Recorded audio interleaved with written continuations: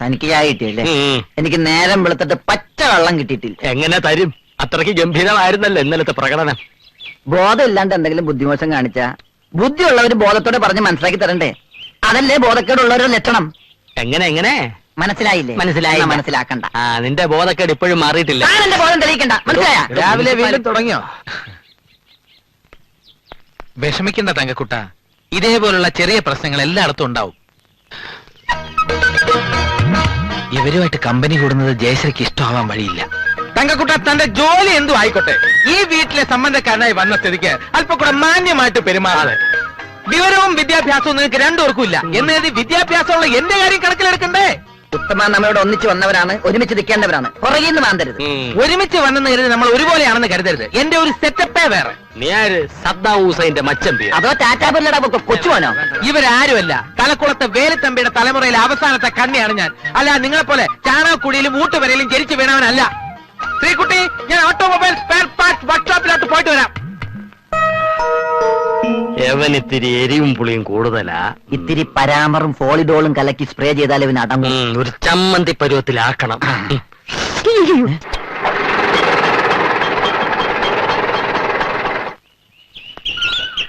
ഇവിടെ ആരാ? എന്താ ഇവിടെ? ആരും ആട്ടോ വിളിച്ചില്ലല്ലോ. ഉത്തമന്റെ ബന്ധുവീടല്ലേ? അതെ. ആട്ടോ ഓടിക്കുന്ന ഉത്തമന്റെ? അല്ലല്ല. എന്നാൽ അതെ. അല്ല, നിങ്ങളാരാ? ഞാൻ അവൻ ഓടിക്കുന്ന ഓട്ടോയുടെ ഓണറാണ്. കല്യാണത്തിന് ശേഷം കണ്ടില്ല. ഓട്ടോ എപ്പോഴാ എടുക്കുന്നതെന്ന് ചോദിക്കാൻ വന്നതാ. അവൻ ഓട്ടോറിക്ഷ ഡ്രൈവറാ. ആ വണ്ടി പോലും വാടക. എത്ര നാളായി ഉത്തമനെ ഉദ്യോഗം തുടങ്ങിയിട്ട്? വർഷങ്ങളായി. ഉത്തമന്റെ ഭാര്യയോട് ചോദിച്ചാൽ അവൻ എവിടെ പോയി എന്ന് കൃത്യമായിട്ട് പറഞ്ഞു തരും.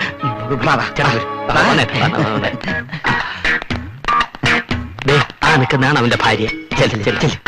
ശരി.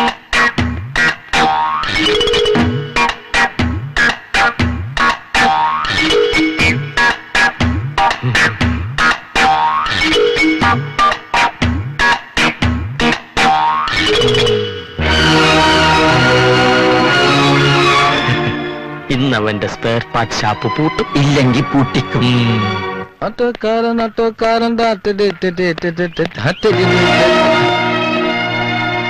ഇതെന്താ മുഖം വല്ലാതിരിക്കുന്നത്? നല്ലപോലെ വിശക്കുണ്ടാവില്ലേ?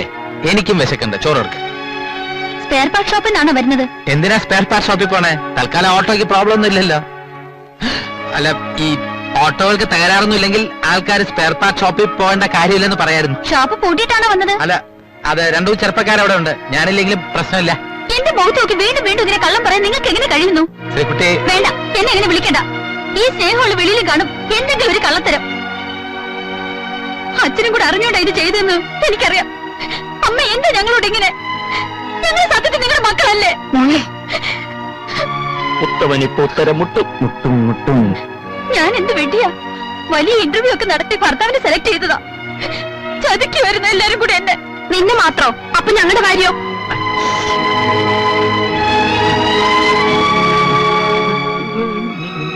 ജയശ്രീ, ഇതിനൊന്നും ഉത്തരവാദി ഞാനല്ല. ഒരു ഓട്ടോ ഡ്രൈവർ ആണെന്ന് പറയാൻ എനിക്കൊരു മടിയില്ല. അതെന്റെ തൊഴിലാണ്. സ്പെയർ പാർട്ട് ഷോപ്പ് ഉണ്ടെന്നൊക്കെ കള്ളം പറയാൻ എന്നോട് ആവശ്യപ്പെട്ടത് ജയശ്രീയുടെ അച്ഛൻ തന്നെയാണ്. ഞാനതിന് വഴങ്ങിയതിന് പിന്നിൽ ആഗ്രഹിച്ച കല്യാണം നടക്കണമെന്ന സ്വാർത്ഥത കൂടി എനിക്കുണ്ടായിരുന്നെന്ന് കൂട്ടിക്കോളൂ. സത്യം തുറന്നു പറയുന്നതാണ് നല്ലതെന്ന് ഞാൻ പല പ്രാവശ്യം പറഞ്ഞിട്ടും അമ്മാവൻ സമ്മതിച്ചില്ല. ഞങ്ങളുടെ അച്ഛൻ ഒരു ഡിഫറെന്റ് അച്ഛനാണ്. ഇങ്ങനെയൊക്കെയാണ് സ്നേഹം പ്രകടിപ്പിക്കേണ്ടത്, അല്ലേ അച്ഛാ? മതി, നിർത്ത്. സംഭവമൊക്കെ ശരിയാ. ഞാൻ പറഞ്ഞിട്ടാ ഉത്തമൻ സത്യം മറച്ചു വെച്ചത്. അതിനിപ്പോ ഞാൻ എന്താ വേണ്ടേ? ഏത് തൊഴിലിനും അതിന്റേതായിട്ടുള്ള മാന്യത ഉണ്ടെന്നാണ് എന്റെ വിശ്വാസം. പക്ഷെ അത് ഉൾക്കൊള്ളാനുള്ള കഴിവ് നിങ്ങൾക്കുണ്ടോ എന്ന് പേടിച്ചിട്ടാണ് ഞാൻ അങ്ങനെ ഒരു കള്ളം പറഞ്ഞത്. കണ്ടോ, എന്തിനുണ്ട് അച്ഛനൊരു ന്യായീകരണം? അമ്മേ, ഇനി അമ്മയുടെ മോൾ ഇവിടെ നിൽക്കില്ല. പോകാം.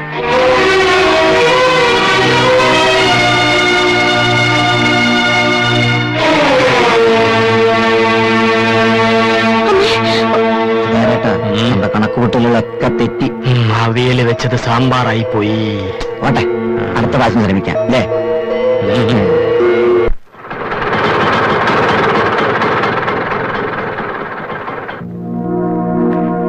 വരൂ.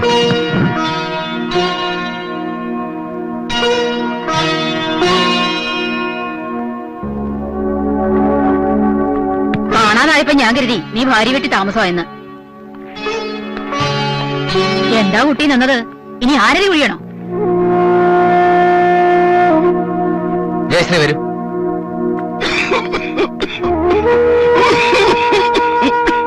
മരുന്ന് തീർന്നിട്ട് 2 ദിവസമായി, ഇതുവരെ നീ അത് മുടക്കിയിട്ടില്ല.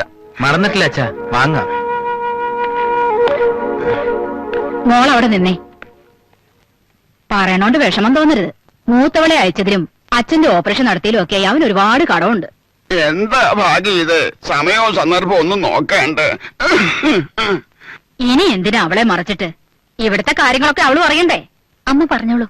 വേറൊന്നുമില്ല, പുതുമോളിക്ക് ചുറ്റാനും കറങ്ങാനും ആയിട്ട് അവനെ ഒരുപാട് ബുദ്ധിമുട്ടിക്കരുത്. അമ്മേ, മോള് ചെല്ലേ.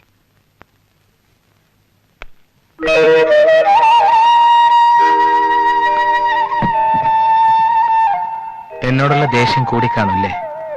ഒരിക്കലുമില്ല. ഇനിയുള്ള ജീവിതത്തെക്കുറിച്ച് മാത്രം നമ്മൾ ചിന്തിച്ചാ മതി. തീർന്നോ? ആ എടോ, ഇതും കൂടി കഷ്ണിച്ചിട്ട്. അതെ, ഇത് മാടിന് തിന്നാനുള്ളതല്ല, മനുഷ്യന് തിന്നാനുള്ളതാണ്. ഒന്നും കൂടി നുറുക്ക്. അയ്യാ, 25 തേങ്ങ തിരുമിയിട്ട് ഇത്രേ ഉള്ളോ? ബാക്കി എവിടെ? കാലിനടിയിലെടുത്തിട്ടിരിക്കും. ഇങ്ങോട്ട് എടുക്കണോ? കള്ള കോമരം. ആ എനിക്ക് ലേശം കള്ളത്തരമുണ്ട് കേട്ടോ. ആ എടോ, പരിപ്പ് ചമയലിന് കാച്ചു മേടിച്ചിട്ട് ഇതൊന്നിനും വായിക്കുന്നു.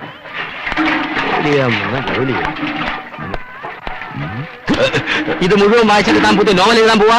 കഴിഞ്ഞ ലക്കത്തിൽ തുടങ്ങിയ പെരുമുറുക്കോ, ഈ ലക്കം വായിച്ചില്ല ശ്വാസം മുട്ടും.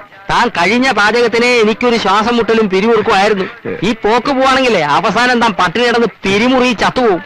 വായനൊക്കെ നിർത്തി ഇതൊരു അടുപ്പത്ത് വെക്കണോ? പാചകത്തിന് കാശ് മേടിച്ചിട്ട് കളിക്കാൻ വന്നിരിക്കുക.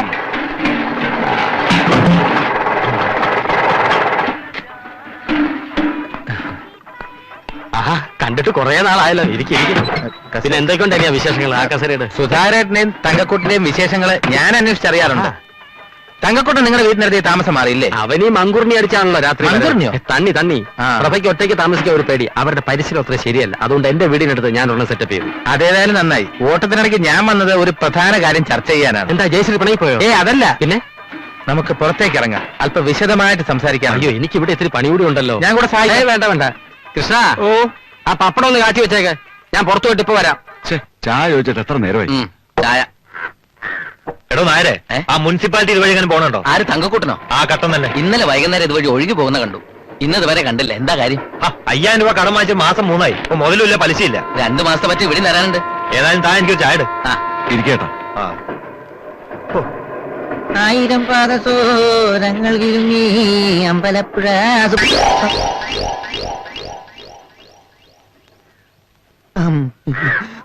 എന്റെ ഭഗവതി. ചായ.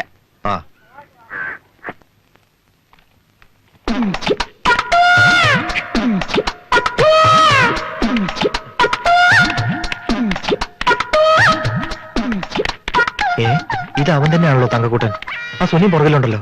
തങ്കക്കുട്ട എന്താ? ഞാൻ തങ്കക്കുട്ടനല്ല. തങ്കക്കുട്ട നിൽക്കണവിടെ. എന്താ കേട്ടോ? എനിക്ക് കാശ് തരാനുള്ള. വാ വാ. തങ്കക്കുട്ട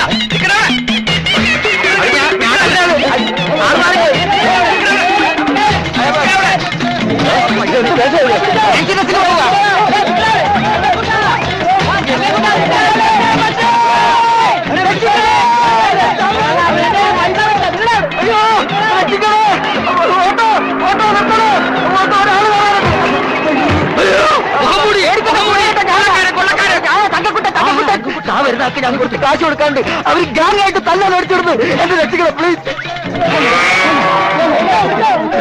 എടാ, എന്റെ മുതലാളിയെ കാശ് കടവ് വാങ്ങിച്ചിട്ട് മുഖവും മോടി മുങ്ങി നടക്കാണില്ല. എന്റെ കാശ് ഈ നിമിഷം കിട്ടിയില്ലെങ്കിൽ ഇവനെ കൊല്ലും. വേണ്ട മുതലാളി, എവന്റെ പരിപ്പ് ഞാൻ ഇടിച്ചിളക്കാം.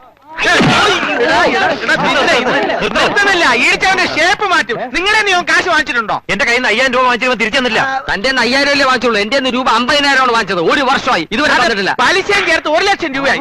ഇവനെ നമ്മുടെ സംഘത്തിൽ കൊണ്ട് ചോദ്യം ചെയ്യാൻ ശരിയാവും. വണ്ടി കയറണം. അപ്പൊ എന്റെ കാശ് തൽക്കാലം ഈ പമ്പ് വാങ്ങിച്ചു കൊടു. ആ പമ്പിങ്ങിതാ നിന്റെ വയറ്റി പഴുപ്പ. താനിത് വെച്ചോ. ഇവൻ തരാനുള്ള കാശ് വരുമ്പോ താന് തിരിച്ചു കൊടുത്താൽ മതി. അതുവരെ താ ഓയിൽ അടിച്ചോ. എങ്ങോട്ടാ അളിയന്മാര് മൂന്നുപേരും കൂടെ? നിന്റെ അമ്മടാ നായര് അളിയന്മാരോ? എന്താ അളിയന്മാര്? നമ്മുടെ അർജുനൻ പിള്ളയുടെ 3 മരുമക്കളല്ലേ അവര്? എടാ എന്നെ ഏൽപ്പിച്ചിട്ട് അവരെ പറ്റിച്ചളഞ്ഞല്ലോ.